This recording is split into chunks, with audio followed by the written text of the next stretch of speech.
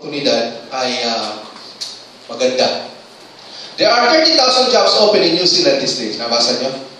Sinong hindi nakabasa? Nabasa nyo lahat? Hindi. There are 30,000 jobs opening in New Zealand as of last week. So, magandang opportunity sa mga kababayan natin. Even sa mga nandito siguro. But, kung maganda yung opportunity, do you think it is necessarily from God? Dahil mas ang Diyos yung opportunity din. Or, if the opportunity is not that sure, okay, will you not grab it? Kung baga, there's only a slim chance. Halimbawa, hindi mo pag-grab. Knowing or not, the opportunity comes from God, we have to exercise discernment. Not every opportunity comes with the blessings from God, nor a slight chance, sabi nga ko dyan, does not mean we should not grab it. Right? But thankful tayo sa Panginoon kasi the Scriptures or the Bible give us some principles to help us to know whether or not the opportunity really comes from God. So mayroon po tayong tatlong pag-uusapan dito. Okay? I hope you're there. Andiyan po ba kayo? Amen. So una, the open door, the opportunity will never contradict God's words. Yung pagkakataon, yung oportunidad na nasa harapan mo, hindi niya kailanman kukontrahin ang salita ng Diyos. Halimbawa, many opportunities na dumarating sa atin, karamihan yan, economic ang gain. Diba? Lalo ang yayaman. Many Christians see opportunities to make money as an open door, an opportunity from God. Even though the opportunity means that the job that they will have will keep them from regular fellowship or service in their church. Kung ang trabaho yun, ang sasabihin na hindi ka na makakapagtrabaho, hindi ka na makakapag-church sa linggo, do you think that that job is really the will of God for you? Sabi ko nga po, yung kwento ko sa inyo, di ba? Yung entrepreneur sa amin, sa Angeles. Nung una nilang ginawa yung kanilang tahihan, naganda ang dating. Lagi nilang sinasara ang linggo. Kasi nga, they are devoted Christians. They were taught that Hebrews 10:25 should never, huwag niyo pabayaan yung sarili pagtitipon. Pero alam niyo ba, eventually, dahil malakas, alam niyo po yung damit, siyempre, di ba? Yung pagbibenta ng dry goods, malakas yan pag weekends, tama ba? So, nung lumakas ang weekend, sayang, dahil yung mga customer, naghahanap sila dahil sarado pag-linggo, di-decide nila buksan ang linggo. Pero ang ginawa nila, yung tauhan lang ang magbubukas sa umaga, nandun sila sa church sa umaga, babalik na lang sila sa hapon. Pero dahil malakas ang benta, ang ginawa nila, yung isa na lang unang nasa umaga, tapos yung isa naman sa gabi naman mag-attend, palitan sila, di ba mag-attend yung strategy. Dahil talagang malakas ang demand, wala pa kasing SM noon, wala pang Robinson sa Angeles City. They need both to be there. Hanggang sa sila dalawa na lang nandun, pinapadala lang nila yung kanilang tithes and offering. Eventually, na-bankrupt. Pangalawa, it will not keep you away from fellowship, mga kapatid. The opportunity will not keep you away. Kung talaga kalooban ng Diyos yan, yung trabaho niya, yung business opportunity na yan, it will not, not keep you away from fellowship. Hebrews chapter 10, verse 25. Right? Not giving up together some of the habit of doing, but encouraging one another, and all the more as you see the day is approaching. Really, the big day is approaching. Marami na kayo nababasa, nakikita that really the coming of the Lord Jesus Christ, second coming, is at hand. Pangalawa, sa mga binata at dalaga, some women, kagabi, di ba? They believe that God opened a door for a relationship, even though the situation nila will make them unequally yoked. Yan. With an unbeliever. Okay? Kung kalooban ng Panginoon yan, mga kapatid, it will lead you to a happy relationship. 2 Corinthians chapter 6 verse 14 says, "Do not be yoked together with unbelievers, for what do righteousness and wickedness have in common? What fellowship can light have with darkness?" Kung ikaw ay anak ng Diyos, huwag ka masyadong, kung halimbawa nagkakaedad ka na, at ikaw ay dalaga o binata pa, Huwag kang mag-alala. Blessed are the single. Kasi wala silang inalalhanin iba. Hindi. Seriously. Mayroon ba talaga tao na nag-single pero maayos naman ang buhay nila? Pero of course, God wants you to have someone with you. But huwag kang masyadong magmadali. Kung halimbawa, 50 years old na siya. Anong gusto niya, anong babae pag 50 years old na siya? Lalaki. Hindi na tall, dark, and handsome. Basta lalaki. Ganon din siguro sa lalaki. But lalaki naman iba eh. Kahit 70 ka na, okay na. Makakapag-asal, lalo na kung, But I mean, do not be unequally yoked with unbeliever. Kapatid, may nangyari sa kilala ko ito. Ewan ko, kung bakit narinig yung Barrett Davis to. Dahil Kristiyano yung nanay, na isasama yung mga bata sa church, talagang yung lalaki lang ang matikas eh. So parang every time sila kakain, syempre mag-pray sila. Kahit kontra yung lalaki, ulam nila isang daing na bangus lang. So nag-pray sila. Pag bukalan mo nila ng mga mata, wala na yung bangus. Tinangay na ng pusa. So galit na galit ngayon yung husband. Diba? Kasi nakipag-pray mo siya. Pray pa yan, panalangin pa na yan. So kailangan maging kang smart. Takpan mo kapatid. Walang may pusa ka. Okay? Sa maliliit na bagay yun, hindi nagiging pagpapala yung relationship mo sa asawa mo. So it will lead you to a happy relationship. Alam nyo, ang isang bunga ng panalangin na isang relasyon na bunga ng panalangin, kapatid, masaya yan.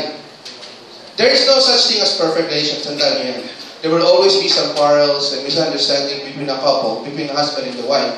But because God is the center of their relationship, hindi po yun nagtatagal. Ang away, okay? Hindi nagtatagal yung away. Baka naman hindi nagtatagal yung isip ng iba.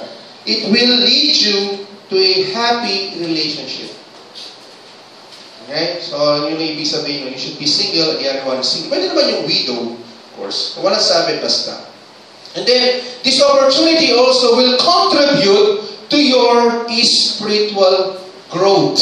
Okay? Tandaan niyo po ito, if there is a compromise sa opportunity na yan, in a way, we have to bend. Bali natin yung salita ng Panginoon, ano? The scripture to justify the opportunity. Then, it's likely not an opportunity that God is opening for us. Kapag yung dinajustify mo, binabali mo yung salita ng Diyos para lang kasabi mo, ang opportunity na ito ay kalooban ng Panginoon. Pag binabali mo na yung salita ng sabi naman ng Panginoon, pagpapalain ka. O pagpapalain ka wala namang off paglinggo. Right? Yung mga ganun.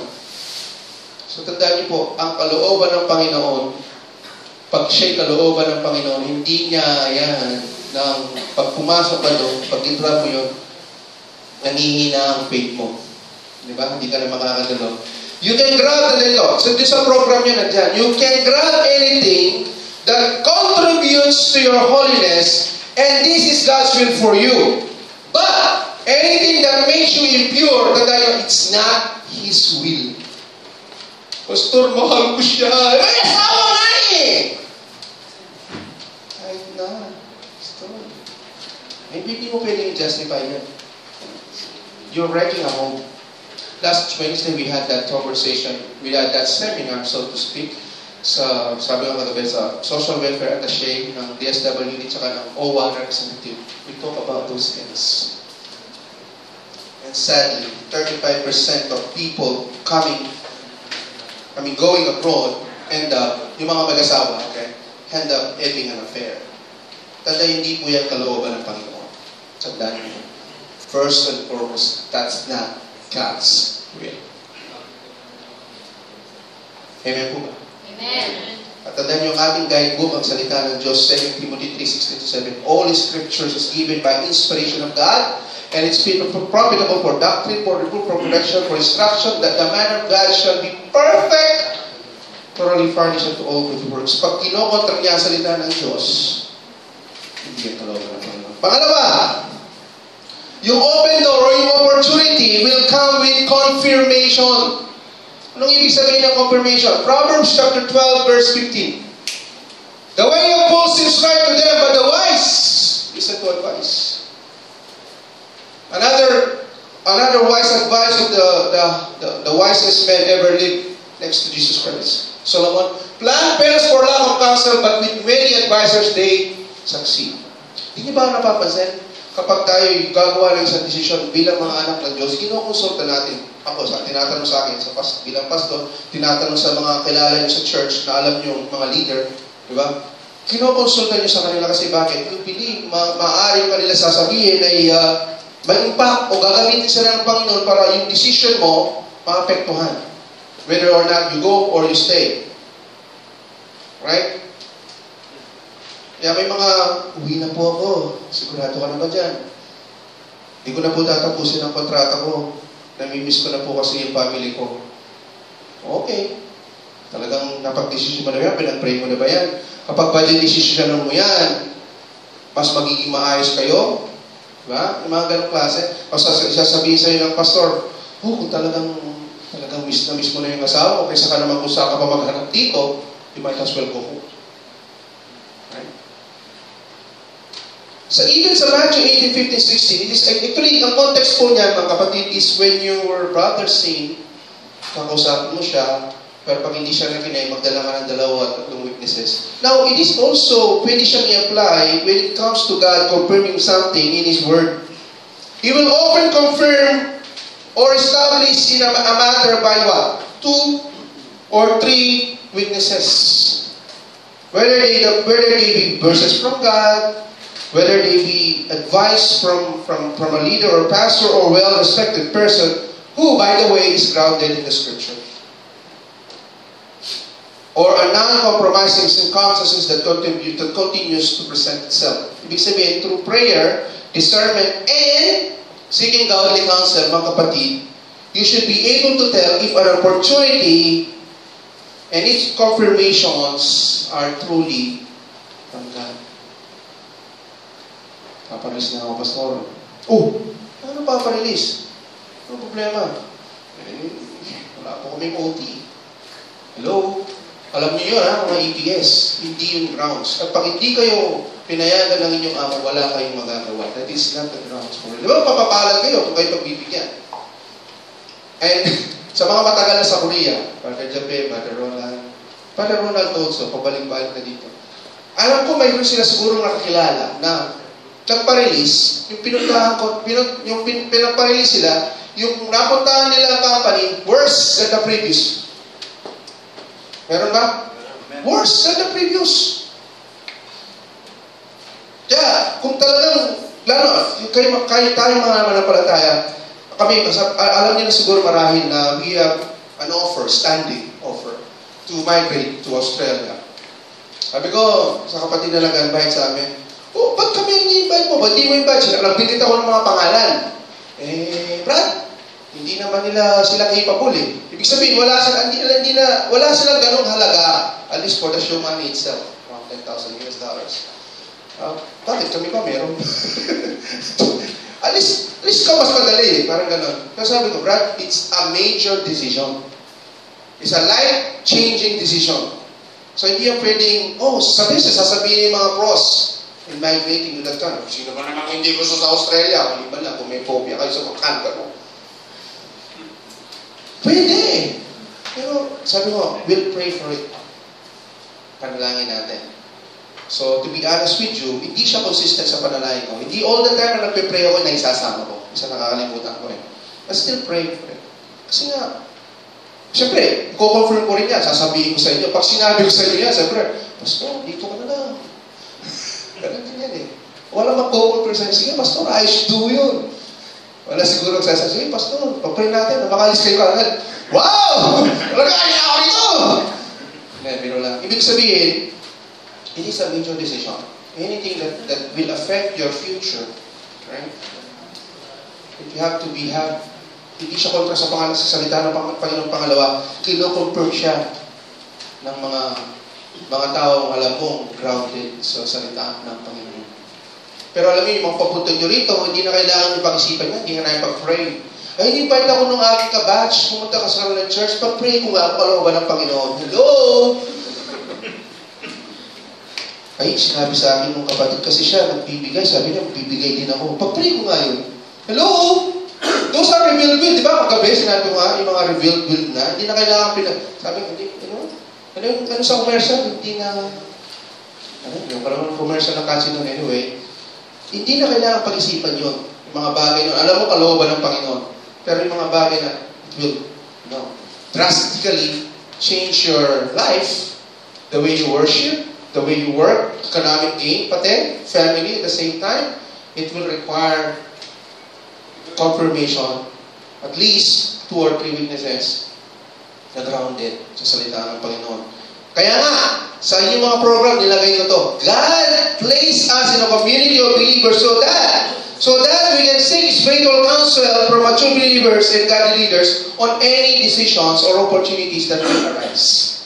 So, pangalawa, una, our opportunity will not contradict God's words. Pangalawa, an opportunity will come with confirmation. And panghuli, the opportunity will need you to depend on Christ more. Diyan po pumapasok yung ating text. Nung po ako'y mag-abroad, sinabi yan eh. First time. Kasi, I was a deacon sa church. Okay naman, maganda naman ang standing. Pero dahil nga yung sponsor kay Pastora, ewan ko kung may, Pastora siya, but mayroon siyang church building ang laki. Kala nga, mayroon talagang nag-a-attend doon, pero nag-start pa lang pala siya. So, kontra yung aking mga kaibigan, Pastor. Dahil nga, the fact na yung aking sponsor is a woman, hindi sila approve. Kaya nga sinabi nila sa akin yan. If it is the Lord's will, we will need to do this and do that. Hindi ka lang mag-decision. But I also ask counsel from other people in my office as I work. Mga professional, nakasama ko for 9 years sa trabaho. I also consulted, of course, my ex-girlfriend and my wife about this migration dito sa Korea. And of course, na makarating na kami dito, nagtagal na, and I confirm ka talaga ng kalooban ng Panginoon. Tsaka yung objective ng Panginoon sa ating lahat, mga kapatid, is to grow in faith and to be Christ-like. Kung yung pagpunta ko rito ay magdi-deteriorate yung aming pananampalataya, magdi-deteriorate yung aking relationship sa Panginoon at sa aking mga pamilya, then hindi ako siguro pinayagan ng Panginoon na pumunta rito. But in James chapter 4 verse 13 says, today or tomorrow we'll go to this city and spend a year, care of business and make money. Tama sa atin to, sa mga OFW, di ba? Why do you not even know what will happen to what is your life? Your mist appears for a little while. Instead, you have to say, it is the Lord's will. Kaya nga sa mga may asawa, na mag-a-abroad, talaga pag-usapan yung mabuti mag-asawa yan. Kasi napaka-critical, napakahirap na yung mga mag-asawa talaga hiwalay. Kaya, kayong mga nandito na yung mga asawa nyo nandito sa Pilipinas, talaga, buti na lang ngayon. Di ba? Mayroon ng Skype. Nakikita nyo sila. Basta available kayo parehas. Makikita kayo at least para kayong Yaya Dapat Alden. Mayroon kayong on-screen kiss. Di ba? Dati-dati, yung mga magulang natin nag-abroad, pag nagbalita yan, pagdating sa atin, hindi na balita, history na eh. Ilang araw na nakalipas, di ba? Kaya ko nun, alam niyo Y2K nun, pinababawag na namin sa Pilipinas dahil yung Y2K, baka bla-bla-bla. Pero sabihin ng Panginoon, okay naman siya. So, God is not going to give us something that will alienate us to Him or make us believe we no longer need Him. Tandaan niyo po yan. God saved us, hindi lang tayo niligtas, kapatid. Gusto niyo na magkaroon tayo ng intimate relationship sa Panginoon. Sa Kanya mismo. Kaya, because it's a God relationship and a God who insists upon being the first in our lives, therefore, if you are saying to yourself, I can't do this unless God goes before me, or I can't do this but only with God's help and leading, maaaring yung opportunity na yon ay God's will. Hindi ko to kaya kung wala ang Panginoon. Or, magagawa ko to sa tulong ng Diyos. Hindi ang opportunity na darating na, wala na, tatayo ka na lang mag-isa sa buhay mo. Diba? Hindi mo na siya kailangan. There was no such God's will na opportunity ang magkakaganon. So many times, an opportunity from God is the one that allows our faith to be stretched and strengthened. Dalawang bagay. Many times, an opportunity that God is allowing our faith, kung talagang kalooban ng Panginoon yung opportunity na yan, yung faith mo, it will stretch and strengthen. Kaya ako naniniwala, kalooban ng Panginoon na kami nandito sa Korea, kasi tumagal na ako dito ng 9 na taon. Kapag sinasabi ng mga kaibigan o mga bagong kaibigan, 9 years, ang galing nyo na po mag-Korean. Sino ba namang hindi mag-aakala kung nasa Pilipinas ka na mga Koreano nga sa Pilipinas ng ilang taon, di ba? Magaling sila managalog. Ako, 7 taon na ako rito, magaling pa rin ako managalog. Pero hindi ako magaling mag-Korean. Kaya lagi si CJ kasama, o si PJ.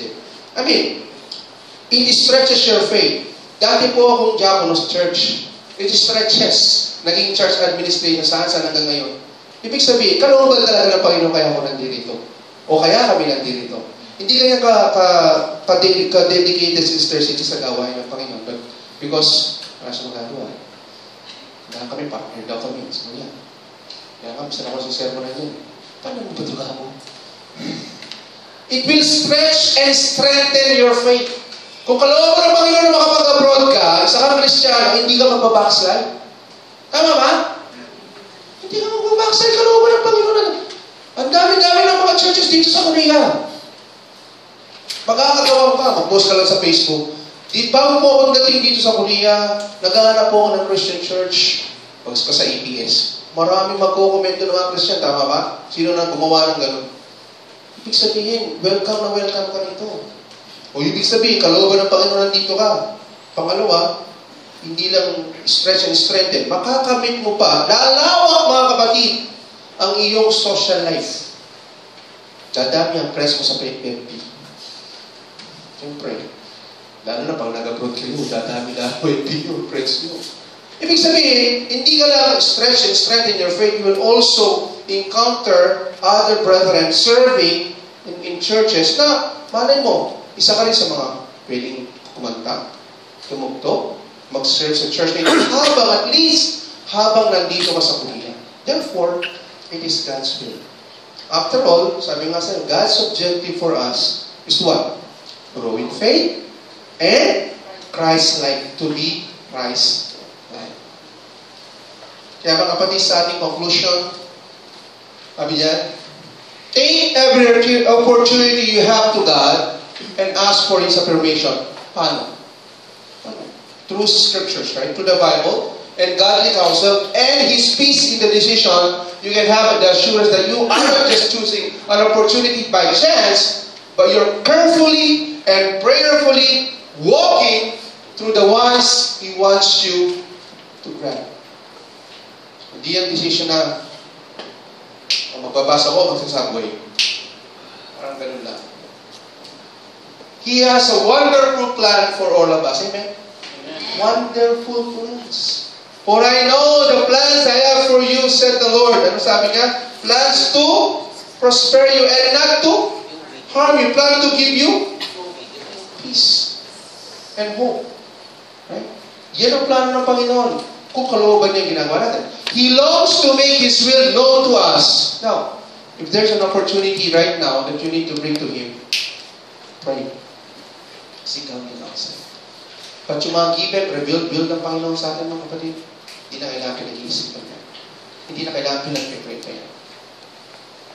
Anything that contributes to you strengthening your faith, growing your faith, being Christ-likeness, automatic na ginagawa natin yun.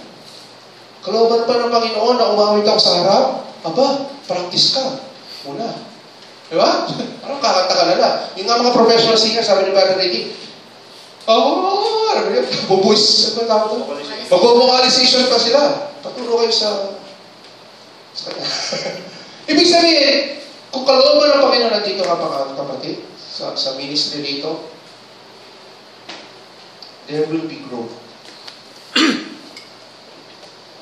Your faith will strengthen, your faith will stretch, mas magiging, sabi nga sa lower level na word, magle-level up ka.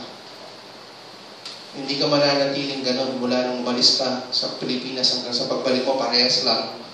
Kaya pag kinukumusta po kayo, kumusta ka na ba? Yan, parehas lang. Parehas lang? Wala na bago. Pag ikaw ay nakakilala sa Panginoon, iba na ang sagot mo. Kumusta ka na, bro? Ito, sa biyaya ng Panginoon. Di ba? Makikita mo pag ang isang taong kinukumusta niya, okay lang, buti naman. Pero pag ikaw ay nandito sa kalooban ng Panginoon, you answer better. If you're in the center of God's will, walang imposible sa Panginoon. He will make a way when there seems to be no way. Remember, God's objective for us to grow in faith and to be blessed. Tayo manalangin. Amang banal, amang Diyos.